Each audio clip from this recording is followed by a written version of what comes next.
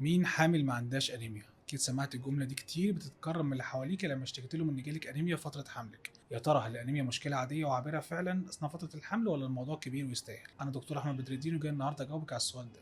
في الحقيقة تعاملنا مع الأنيميا أثناء الحمل مش هيكون تعامل عابر، لأنك بتكوني أكتر عرضة من غيرك لا قدر الله تفقدي دم أثناء الولادة، بالإضافة كمان إن مشاكل الأنيميا مش سهلة خاصة لو كانت شديدة. طب وليه كل ده ومن الأول حل بسيط في إيدينا؟ طيب يا دكتور أنت قلقتني، أعمل إيه؟ ولا قلق ولا حاجة، كل اللي عليك إنك تهتمي وتتابعي زي ما بنعمل كل فترة بصورة دم عشان نشوف الهيموجلوبين بتاعك ونحدد درجة الأنيميا ونحدد العلاج المناسب، سواء كان حديد سواء كان أدوية، وده على حسب اللي هيحدده الطبيب. بالإضافة كمان لاهتمامك بالأكل، لازم تهتم بالأكل اللي فيه حديد زي اللحوم الحمراء مسلوقة، نقلل من شرب الشاي وخاصة بعد الأكل اللي بيكون فيها حديد. مش كل اللي احنا بنيناه وكلناه هنهدمه، نهتم بالمتابعة والتحاليل أول بأول عشان لو ظهر أي جديد. لو اختلفت درجة الأنيميا أثناء حملنا بنقدر نلحقها، الموضوع بسيط ومفيش حامل ما جالاش أنيميا، بس في حامل بتهتم وتتابع وتحلل وحامل لا.